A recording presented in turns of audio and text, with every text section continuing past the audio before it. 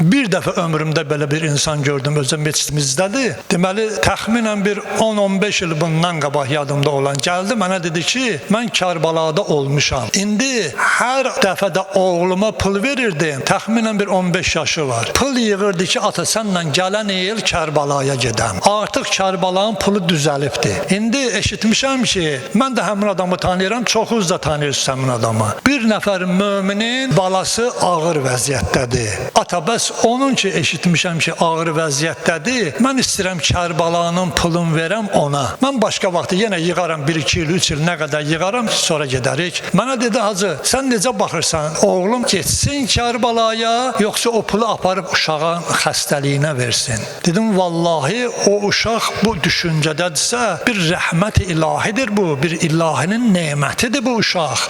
Heç böyüklər görsən, heç bəlkə də o haqda fikirləşməz. O uşaq ki, o haqda fikirləşib, verin o xəstə uşağa. Görün, bir 15 yaşında evlad, gör nə fikirləşir. Neçə dəfə Allah ona Həc Kərbala yazıb bir Allah bilir. Yəni, Allahın istədiyi budur ki, insan Allahla ünsiyyət bağlasın.